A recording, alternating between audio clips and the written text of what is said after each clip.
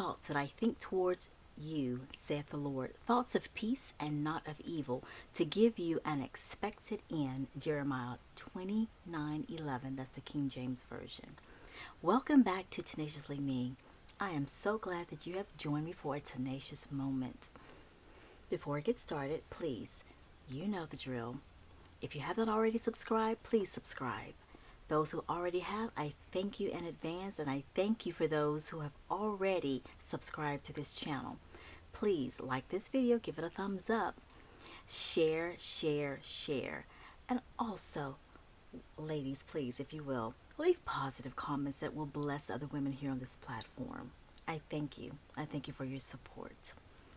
Well, I want to talk about what is life really all about? That's my question for you today. I'm sitting here just trying to think of what I want to share with you this morning. And so it's always something that's in my spirit, right? Something already that I am probably talking about within myself. And so today, purpose. What is the meaning of life? And here's something I want to say. What is the meaning of life, and how can purpose, fulfillment, satisfaction in life be found? Is that not a question that you think that, if not you, but majority, if not all the world, has a question of?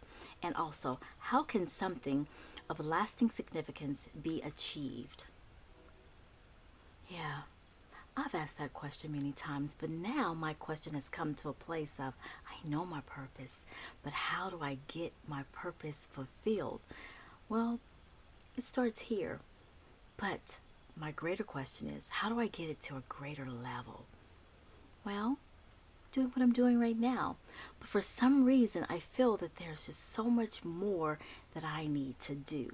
So that's where I am as far as what is life really all about and my purpose. And where I've come as far as my purpose is something that I live daily. It comes easy. It comes natural. So I want to encourage you in that way today. Let's look at and read a little bit further. I was looking up immediately when I Googled. It gave me a site, Psychology Today's site was the first one that came up in my search. So I clicked on it. And this gentleman named Frank is saying, experiencing reality by reacting authentically with the environment and with others. Giving something back to the world through creativity and self-expression. Changing our attitude when faced with a situation or circumstance that we cannot change. Think on those things. That's great food for thought. And the reason why I went with it is because it kind of correlates with, I'm going to always give you the best I feel guidance ever is from the Bible. And so I feel it lines up with what God is saying to us. Our purpose is for others. We're here for other people. I want to add that to what we've just read. Your purpose is about other people. And if you can come up out of yourself and get into your purpose, the greater and the better that you will feel, and you'll get more clarity and more direction in life. I went a little bit further to another site, and see if I can scroll down here. Bear with me. Well, it's giving us from the book of Ecclesiastes. The author of that book, Solomon, looks for the meaning of life in many vain pursuits, he said. He describes a feeling of emptiness. Feeling of emptiness. He felt meaningless, utterly meaningless. Everything meaningless, it says in Ecclesiastes 1 and 2. King Solomon, the writer of Ecclesiastes, had wealth.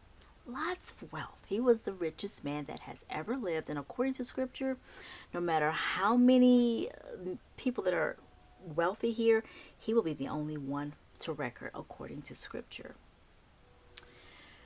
But he had said after all the wealth he had found, he still could not find that ultimate. Everything was vain.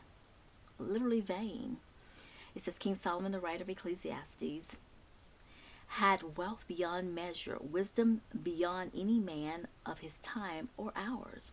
Hundreds of women, palaces, women.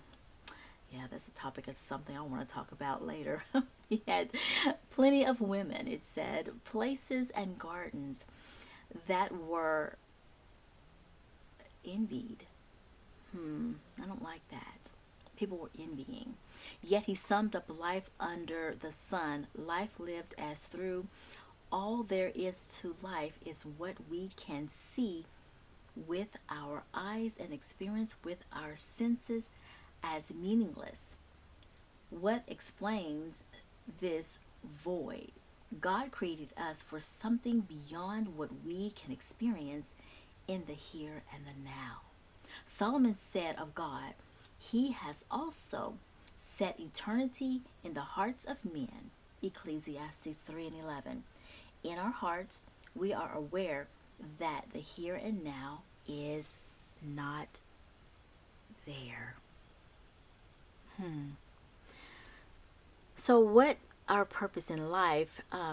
I've always been told, and I feel in reading and from my parents and everyone that I've been in association with, that your purpose in life, the ultimate, may not be fulfilled in your lifetime and span. So I want to just encourage you today to not so much look for the future, but live in the here and now, okay? Today. And you feel it, you sense it, and you discern it. And I want to encourage you today to just walk in your purpose, okay? And if you can just touch one life, you know what? That life may be thousands of lives that one person will go out and share with others, and so on and so forth. So, just grab hold and walk in what you feel inside of you today.